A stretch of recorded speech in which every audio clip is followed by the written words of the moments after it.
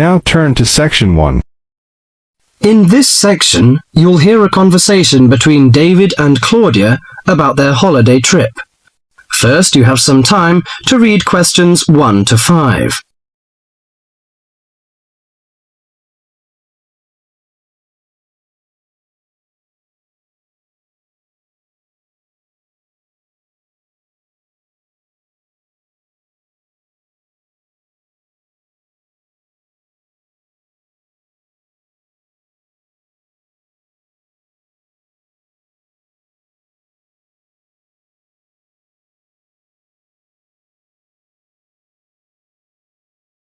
Now listen to the conversation and answer questions 1 to 5. Well, Claudia, our first semester at university is almost over. Oh, I can't wait for the holidays. Oh, me too. Why don't we go somewhere far away and forget about lectures and essays and all that hard work? Sounds good to me. How about if we go to the coast? It would be great to do some swimming and surfing. The coast would be good, but let's look at our other options. There are the mountains. They're nice and cool at this time of year. There's also the desert, which I really enjoyed last year. What about going to Sydney?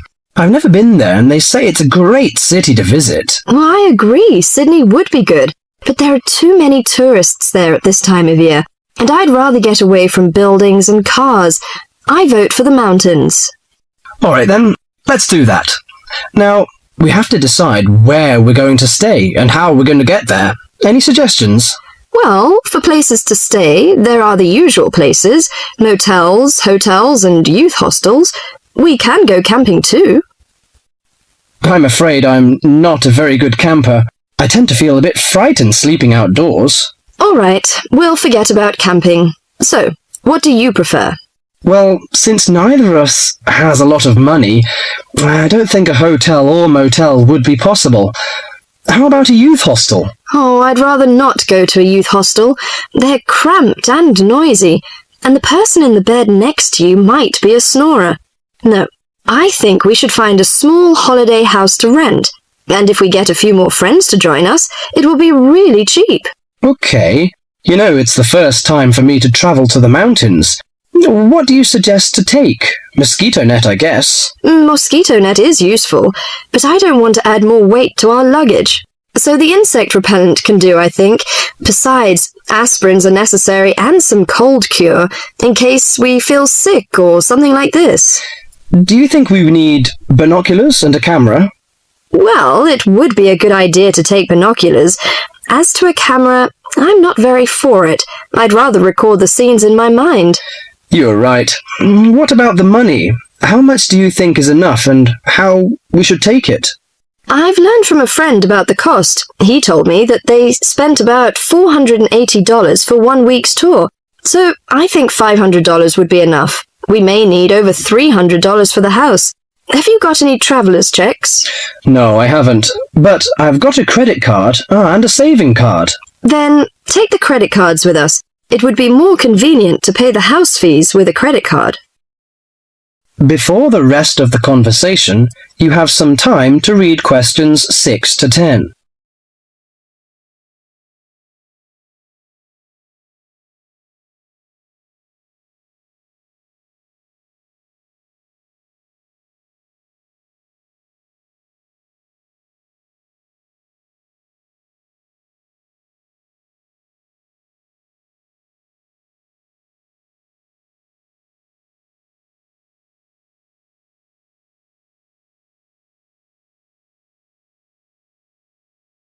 Now listen carefully to the rest of the conversation and answer questions 6 to 10. Oh, I nearly forgot the date. How long will we have before we have to be back here on campus? Under a week, I think. We'll leave on the 14th of April and come back on the 21st, because you know we'll start to study on the 22nd. Do you know the definite locations of some holiday houses? I suppose it would be nice if we book in advance. Yes. Look at this brochure here.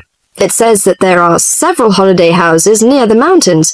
I prefer the one near the woods. It's situated right across the road from the rainforest park. That sounds good. We can easily go to the rainforest park then. Do you know what else we can do there besides visiting the park? I know that many people go there for bushwalking, but you need a good pair of walking boots, of course. Are there any dangers in the bushes? I'm a little frightened. In fact, there's no need to be nervous of the bushes, provided that you treat it with respect and common sense. Most of the animals and wildlife are gentle and harmless. There are venomous snakes to be aware of, but really they're much more frightened of you than you are of them. The other thing is that certain plants can cause irritation if you touch them with bare skin. I see. Well, I can't wait for the coming holiday. That is the end of section 1. You now have half a minute to check your answers.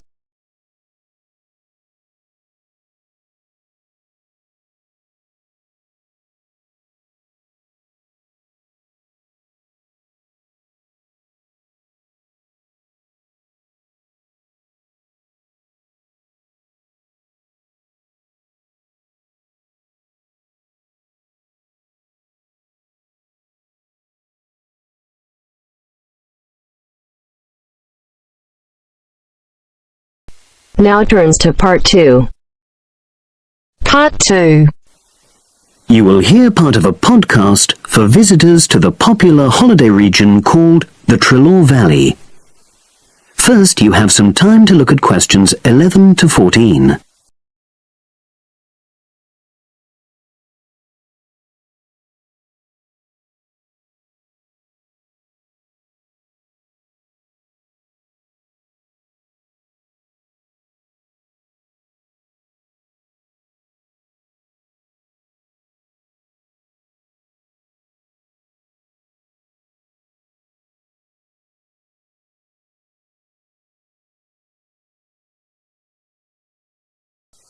Now listen and answer questions 11 to 14.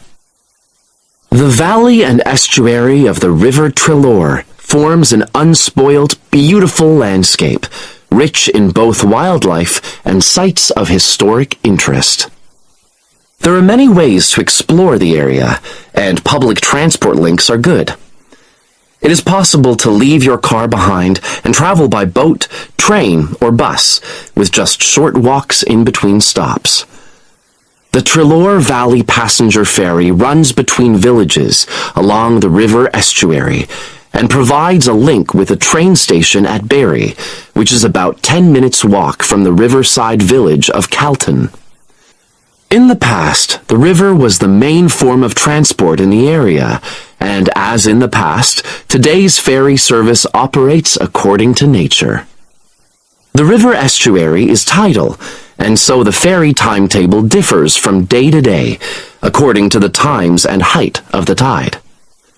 The ferry is also seasonal, normally running between April and September, depending on the weather. A timetable for the whole year can be downloaded from the internet by visiting www.trillorferry.co.uk. If you just want to sit and relax and enjoy the lovely scenery, you can take a river cruise to Kelton and back from the nearby city of Plymouth. In the past, steamships brought early tourists along the same route. Queen Victoria and her family enjoyed such a trip in 1856. The journey is quicker these days.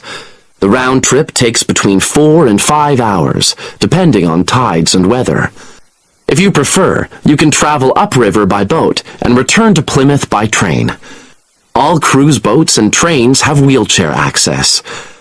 For more information and for departure times, ring Plymouth Boat Cruises on 017-528-23104. Trains run several times a day throughout the year between Kelton and Plymouth, with various stops in between. They are used by both local commuters and tourists who want to enjoy the beautiful scenery. The highlight of the journey is crossing the river on the stunning viaduct, which was built at the beginning of the 20th century and towers 120 feet over the water. It is unnecessary to book, and tickets can be bought on the train. For information about fares and timetables, contact National Rail Enquiries by phone or online. The bus service in the Trillor Valley now connects all train stations and villages in the area. Especially for holidaymakers, there's a rover ticket which can be used at weekends and on national holidays and allows unlimited journeys on those days. The rover ticket provides great value for money and is now even cheaper than it was last year. An adult ticket costs £5.50 a day. Senior citizens can travel for £4.50, and a family ticket for up to 5 people costs just £12. Tickets can be bought on the bus. Now you have some time to look at questions 15 to 20.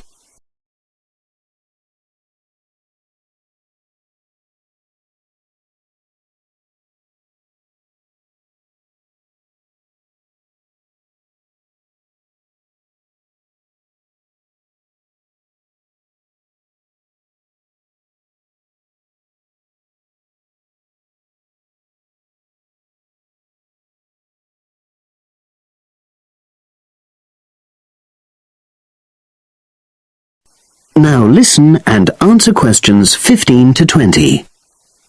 At the center of the Trillor estuary area is the historic riverside village of Kelton. The main road comes into the village from the south, and for those of you who are arriving by bus, it turns left just before the bridge and stops in the lay-by on the left-hand side. From there, it's just a short walk to Kelton's various attractions. If you're arriving by car, you have to leave it in the main car park. Go over the bridge and take the first turning on the right. Then go on until you come to the end of that road. It's the only place to park in Kelton, but there's no charge. If you're interested in local history, there's a museum in Kelton with farming, fishing, and household implements from the late 19th century. As you come in from the south, cross the river and go straight on the same road until you reach the end. Also, on the subject of history, you can go and see the old mill, which has recently been renovated and put back into use. Turn left before you come to the bridge, then go straight on and then take the first turning on the right. This leads straight there. If you're interested in arts and crafts, there's a potter's studio where you can watch the artist at work. After crossing the bridge, turn left, and it's the second building on the left. Finally, when you feel in need of refreshments, there's a cafe opposite the old boathouse and a picnic area near the mill. That is the end of part 2. You now have half a minute to check your answers.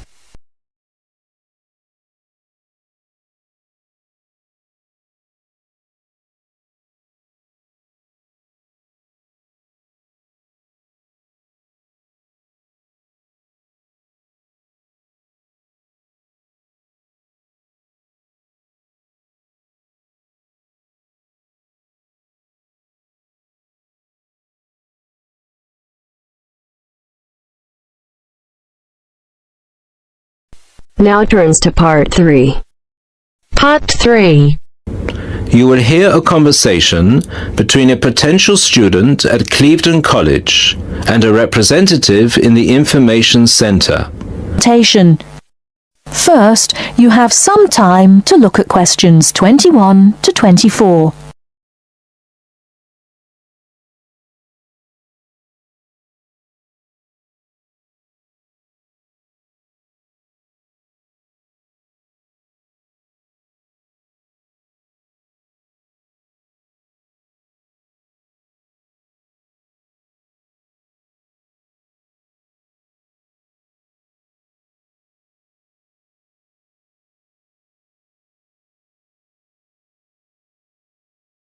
Now, listen carefully and answer questions 21 to 24. Good morning, Clevedon College. Can I help you? Yes, please.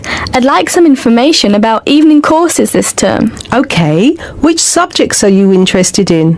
2 subjects, actually. Languages and computer skills. Okay. What languages are you interested in? Actually, I'm not sure. I have to fulfill a language requirement for school, but I haven't really decided what language to study.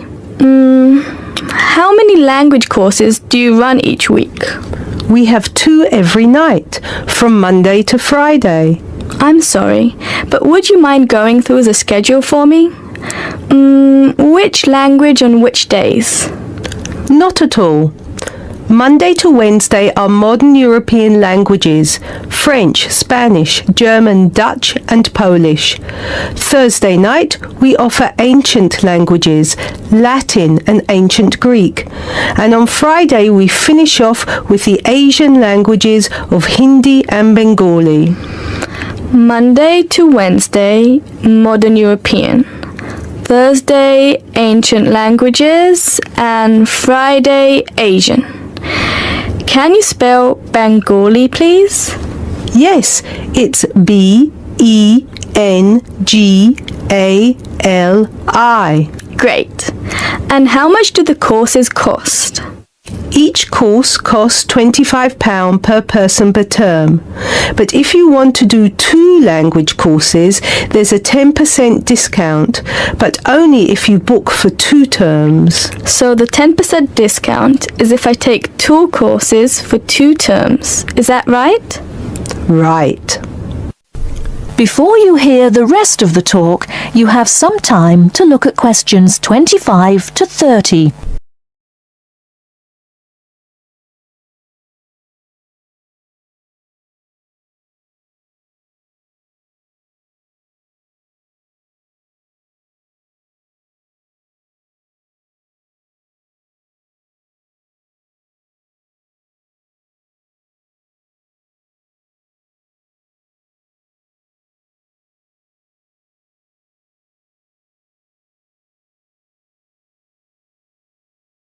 Now listen and answer questions 25 to 30.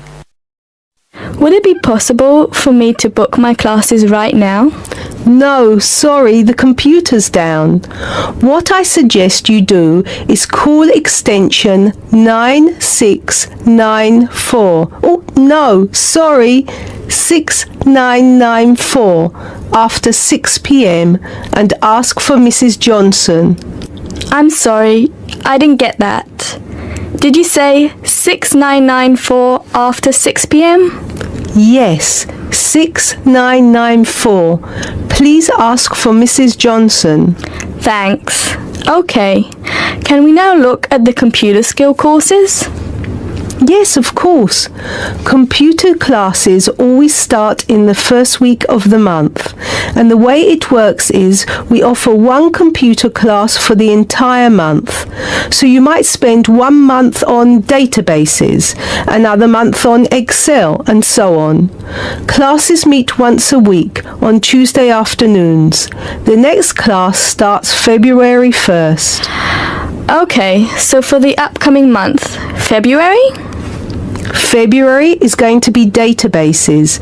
There are 24 places still free on that course, and it costs £40 per person. February, databases, 24 openings, £40. Okay. Excel starts in March, and that's nearly full. Only 4 slots left. It's £45. Okay, Excel, March, only 4 slots left. Got it. April is Outlook. That is never as popular since it costs so much more, but you get a free CD. It is £60 for the month, and there are 19 places left. Okay, April, Outlook, £60. Is that it? No. On the 3rd of June, we start a Word course. We have 16 vacancies for that at the moment. It's also expensive at £55. 3rd of June, Word, 16 vacancies, £55. Now, do I call the same number to book a place in one of these classes? No, you have to call Mary Jones, I think. Yes, Mary Jones. Extension 9623. Sorry, could you repeat that number? Yes, extension 9623. Please call her before 6 p.m. Okay, many thanks for all your help. That is the end of part 3. You now have half a minute to check your answers.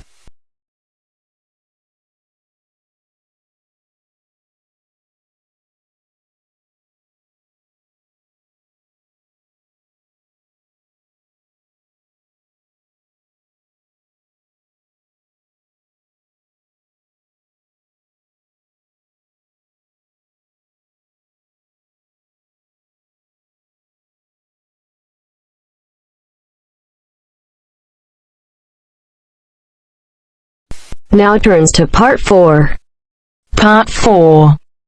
This is Jane Frost with this morning's edition of Wake Up with Frost. First, you have some time to look at questions 31 to 40.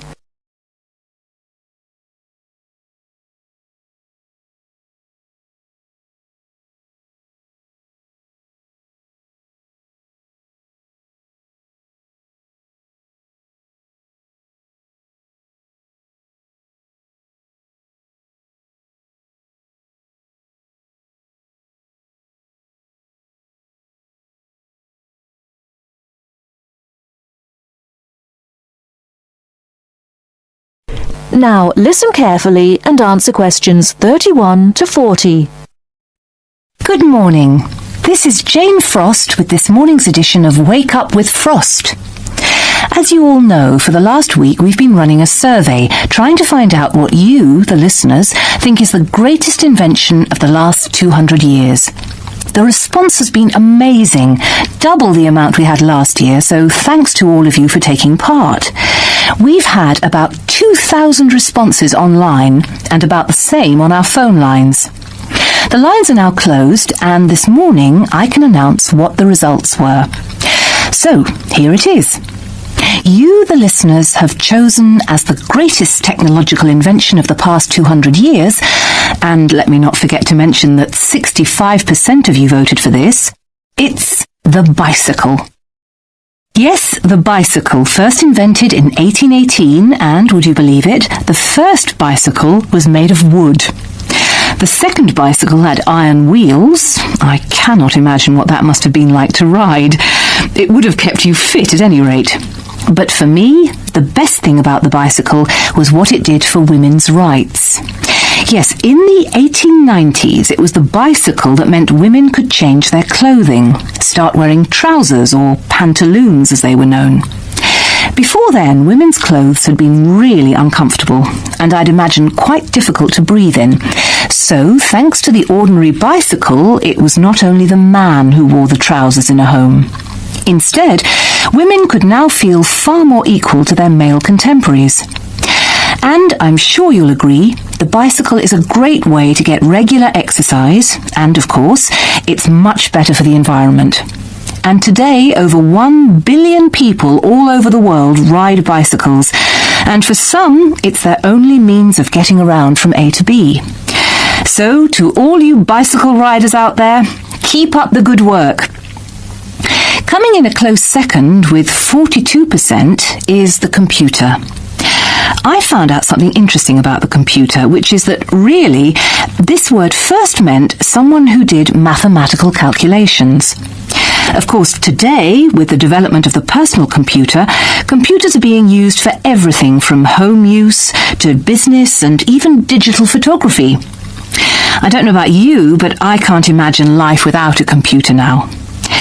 I guess closely related to the computer is the internet, and this got 12% of your votes. Maybe, like myself, many of you might think of the internet as being the World Wide Web, but actually the web is only one part of the internet. The internet began as part of the United States military network, but it later began to be used by businesses and academic institutions. Of course, today, the internet has so many uses. We use it for shopping online and entertainment, as well as to find information and send emails. But sadly, there is a darker side to the internet, and some of you have sent me emails about this. Finally, with 5% of your votes, is the radio. We think the radio was invented by Marconi in 1896, and he opened his first radio or wireless factory in the United Kingdom in 1898. In 1906, a man called Reginald Fessenden gave the first radio broadcast from Massachusetts. Ships could hear him at sea, and apparently he played the violin. As yet, listeners, I've spared you from having to listen to my guitar playing. But certainly radio is still important. Let's not forget that it was by radio that the Titanic sent signals to other ships. And with the popularity of TV today, I was secretly pleased so many of you had still placed importance on the radio. So, there you have it, the results of our survey. I think there are still important inventions that were not chosen but deserve a mention. Nuclear power and, of course, communications satellite, something which I am certain will continue to change the face of how we communicate with each other over both long and short distances. In fact, for me, the mobile phone is one of the greatest inventions of the last 200 years, if I think back to my first phone and then I look at what is happening now. Children born today will probably be more likely to have their first experience of the internet on a mobile phone screen rather than a computer monitor. Some of the new mobiles that are now being sold make it just as easy and as quick to find information on the web as on a computer. And let's not forget that mobiles now have digital cameras, word processing facilities, so you can type all your documents, and even personal organisers. I think it's quite possible that the mobile may even replace computers one day. That is the end of part 4. You now have half a minute to check your answers.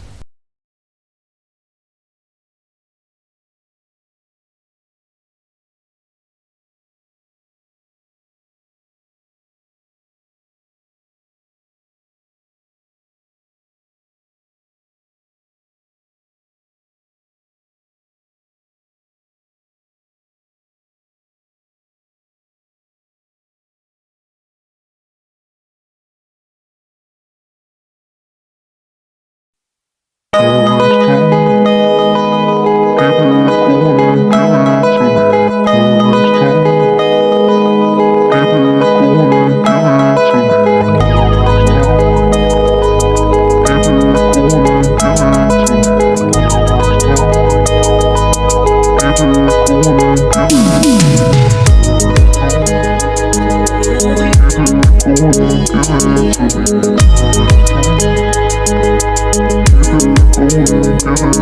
it